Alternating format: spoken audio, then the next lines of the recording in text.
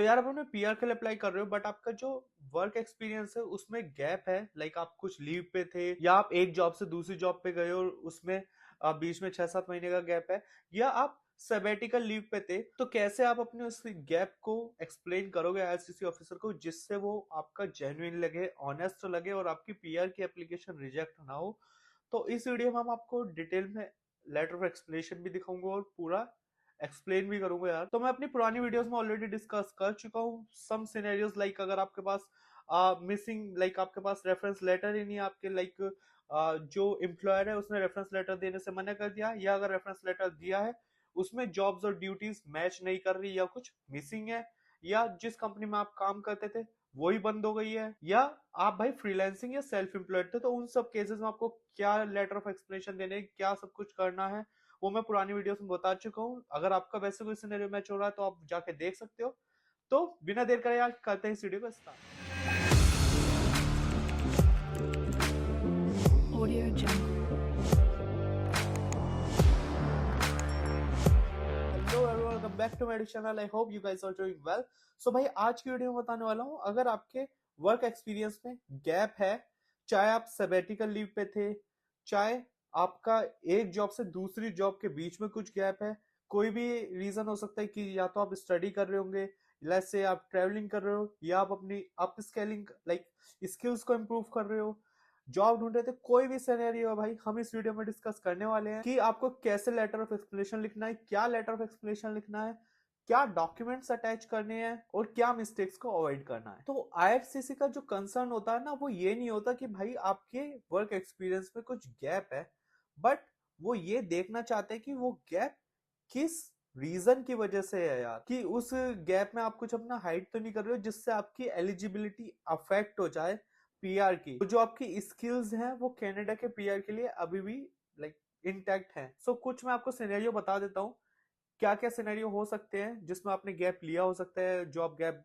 के रीजंस दे रहे हो। जैसे आपका कोई फैमिली मेंबर बीमार था, मेडिकल रीजन की वजह से आप उनकी देखभाल के लिए आपने गैप लिया था, या आपने फुल टाइम स्टडी कर रहे थे, या फिर कोई प्रोफेशनल सर्टिफिकेट कर रहे थे, या आपको जॉब से ले ऑफ हो गया था आपका, तो आप कुछ टाइम तक फ्रीलांस वर्क कर रहे थे और फिर अपनी दूसरी जॉब भी ढूंढ रहे थे, या फिर लाइक एंटरप्रेन्योरशिप रीजंस की वजह से कि भाई आप अपना कुछ खुद का बिजनेस स्टार्ट करने का ट्राई करा है, या फिर आपने सबेटिकल लीव ली थी, वो भी एक्सेप्टेबल होती है भाई। तो यार the main thing here is कि आपको ट्रूथ बोलना है भाई, सही सही बताना है जिससे आप चीजों को एक्सप्लेन कर पाओ, प्रॉपर डॉक्यूमेंट दे पाओ ऐसे सी। सो बिना देर करे यार चलते हैं अपनी कंप्यूटर स्क्रीन पे, मैं आपको पूरा लेटर ऑफ एक्सप्लेनेशन दिखाता हूँ, बट उससे पहले अगर आपने चैनल को सब्सक्राइब करा है, डू इट नाउ।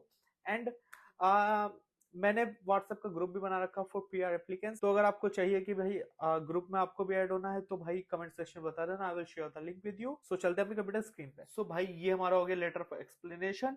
इसमें आप डेट डाल दोगे आज की, किसी हम लिख रहे हैं आईसीसी ऑफिसर को लिख रहे हैं, हमारा सब्जेक्ट क्या है, लेटर ऑफ एक्सप्लेनेशन, कि मेरे एम्प्लॉयमेंट गैप है या फिर आपने सब एटिकल लीव ले रखी थी वो।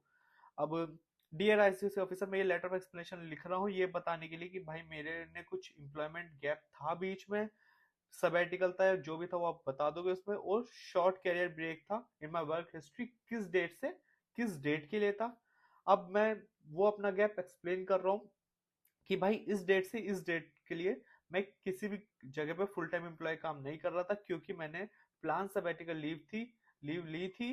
लाइक इसमें मैंने जो लाइक रीजन दिखाया आपको, फॉर मदर की टेक केयर के लिए जिसका थोड़ा हेल्थ इशू हो गया था, and to complete an online certification as well in cloud engineering, to अपनी टेक्निकल स्किल्स को बढ़ाने के लिए। आपका जो भी रीजन है आप इसमें वो देना। तो मैंने डिसीजन लिया था after discussing options with my employer. अगर आपका ले ऑफ हो गया आप इसमें वो भी बता सकते हो। प्लानिंग फाइनेंशियल, जिससे मेरी रिस्पॉन्सिबिलिटीज कनाडा सेटलमेंट में अफेक्ट ना हो बिल्कुल भी। तो भाई ये मैंने गैप लिया था, क्यों लिया था, प्राइमरी रीजन क्या था, सबसे पहले तो फैमिली केयर गिविंग के लिए, सेकेंडरी रीजन खुद की प्रोफेशनल ग्रोथ के लिए। अब आपने कोई सर्टिफिकेशन लिया होगा भाई, अगर आप प्रोफेशनल ग्रोथ कर रहे हो तो कोई सर्टिफिकेशन होगा, उसका आप सर्टिफिकेशन बता देना, उसका अगर लिंक है तो लिंक भी डाल देना।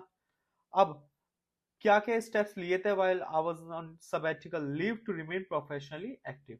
सो भाई मैंने कोई ऑनलाइन सर्टिफिकेट करा था, मतलब हम ये दिखा रहे हैं कि भाई मैं अच्छा गैप पे तो था, घर की देखभाल तो कर रहा था, बट उस टाइम पे भाई मैंने अपनी जो स्किल्स है उसे लूज नहीं कर दिया है, उन्हें मैं अप स्किल कर रहा था, कि भाई मैं अभी भी कनाडा के लिए एक एसेट हूं, मैं एक तरीके से ये दिखा रहा हूँ। ठीक है, सो मैंने ऑनलाइन सर्टिफिकेट क्लियर करा है, परफॉर्म करी है फ्रीलांसिंग कंसल्टिंग प्रोजेक्ट, जिससे ये दिख रहा है कि भाई हाँ मेरी जो नॉलेज अभी भी पॉलिश हो रही है। नेटवर्किंग में करता रहा लिंक्डइन एक्टिविटी पे, उसके आप सबके डॉक्यूमेंट्स ऑफ कोर्स आप अटैच कर दोगे। रेगुलर कंटेंट कनेक्ट में भी था मैं फॉर्मर एम्प्लॉयर के साथ, और confirmed that right to rejoin और availability whatever that has. Documents आप जो भी एविडेंस के लिए अटैच कर सको एज मच एज पॉसिबल वो आप अटैच कर देना। जैसे मेडिकल समरी हो गई आपकी जिसके लिए भी आपने लीव्स ली है, course enrolment confirmation, progress reports, certificate जो आपको मिला है उसको वो लगा देना। बैंक की स्टेटमेंट इन्वॉइसिंग की अगर आपने कोई फ्रीलांसिंग करी है उसका आपको पैसा आया होगा उसकी स्टेटमेंट लगा देना। फ्रीलांसिंग की जो आपको इन्वॉइसेस आई हैं वो लगा देना। ईमेल थ्रेड से एम्प्लॉय का, भाई एम्प्लॉय ने बोला आप वापस आ सकते हो, उसकी अगर जो आपके पास ईमेल है वो डाल देना। लिंक्डइन एक्टिविटी के स्क्रीनशॉट डाल देना, और affidavit from the family members कि भाई हाँ आप उनके लिए देखभाल कर रहे थे अगर जरूरत लगे तो। और फिर आप डिक्लेरेशन कर रहे हो कि जो भी इंफॉर्मेशन है भाई वो सही है, मैं कोई जैसे कोर्ट रूम में होता है जो भी कहूंगा मैं सच कहूंगा, सच के सिवा कुछ नहीं कहूंगा। सो जो एम्प्लॉयमेंट ब्रेक था वो टेम्परेरी था, नेसेसरी मेजर था जिससे मेरी प्रोडक्टिविटी भी इंक्रीज हुई और मैंने अपनी फैमिली की देखभाल भी करी है।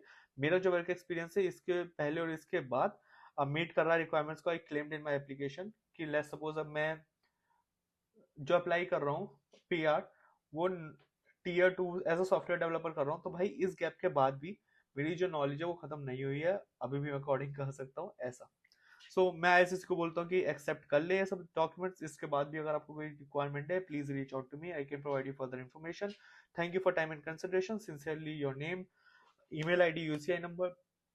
मैं अपनी हर वीडियो में आपको ये चीज बताता हूँ, आईसीसी आपको कभी भी फोन से कनेक्ट नहीं करेगा।